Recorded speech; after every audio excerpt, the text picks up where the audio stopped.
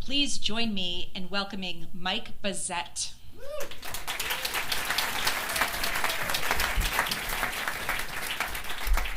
God, no pressure. Limpid, smoothly paced, and satisfying. It's like got to be a single malt scotch. That was wonderful, wasn't that? Yeah. So let's follow it with some poetry.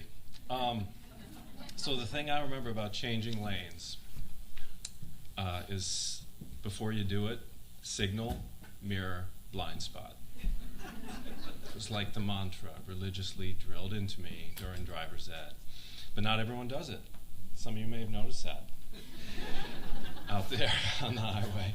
And I'm going to play against type just a little bit here because both these I know I often read poems that are funny. And these are a little more emotionally real. So that's terrifying for a Minnesotan. They're also both, unfortunately, somewhat autobiographical in the sense that I was on the receiving end of someone changing lanes. Sure. A few years back, coming home from up north, kids in the car, and that's what this poem is called, Coming Home. The softness inside the metal car, smooth dull by landscape streaming past, is a human family. Coming home from northern holiday, the children swam down to the cellar of the pond, using the moss-furred rope of the raft to pull themselves deeper, until chill green water brushed their bellies, thrilling them. Now they slump in the back seat near sleep, burned brown by the sun, loose-limbed as dogs, so they do not know what it is that will shriek and fling their bones like straps of weed in a thundering sea. It will happen soon, in the moment when they enter the blind spot of the dark sedan, where the driver is considering changing lanes even now. Quarter panels will kiss the steering wheel, will overcorrect, the wheels beneath will slide like butter in the pan, the air will slow for the man and woman in the front seat. They will exchange a glance that lasts much longer than the moment meant to hold it. It will seem they have time to contemplate terror until concrete arrives to hurtle time forward on its loosened track. But for now, the man has one hand on the wheel. The other is lolling on the seat back, flipping his wife's ponytail. They're singing along to the song on the radio. They both smiled when it first came on. They were so delighted.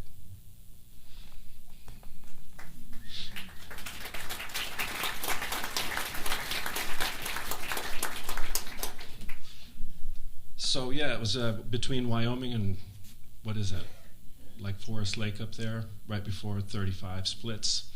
And it goes, into 4 lanes for a while, and everything was all sketchy. And we hit that concrete divider and then went back across all 4 lanes like a bad game of Frogger. It's interesting. I do have some poems about it directly, but the one in the book is the moment immediately before. And this one is from a ways after. And I wasn't sure which poem I was going to read second, but I was out on Lake Harriet this afternoon with my dog, way out in the middle, and I swear to God, a bald eagle came flying right over my head. And there's one in the poem, so that kind of made the decision for me. This is called Odds. I've been alive for 16,090 days. Actually, you know what? I'm going to rewind just for a second here. I think it'll help to understand this poem. Now, I was raised Catholic. We're in a church basement, so I'll just let you know that. And, after you get in an accident like that where everyone has broken bones and you all could have died, and you feel like you've done everything right and bad things still happened, I remember, realizing that at that point I was a secular Catholic. And it was kind of hard to, absorb that you can do everything right and bad things can still happen. So then for a while I became a Buddhist, and all I remember from that is a joke. What did the Buddhist monk say to the hot dog vendor in New York City?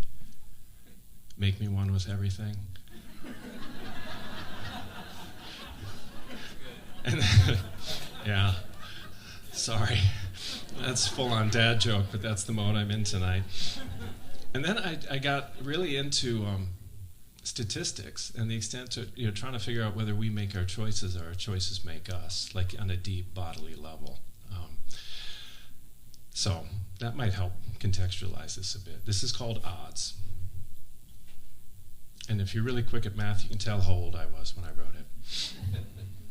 I've been alive for 16,090 days, which means that in 16,089 of those days, I have not been in an accident where I felt the car fishtail into a glide, looked at my wife, uttered "fuck" in the most feeling sense of that ancient syllable, felt our little wagon slam nose first into concrete, hood flailing back like a broken wing, catastrophic noise, airbag snapping my head back cleanly, splitting my nose, while we spun in holiday traffic, and honking cars wove around us like a hurtling school of tuna until we crept to a stop, and I stood outside the crumpled rear door, jerking a broken handle, the screaming face of my son registering no sound.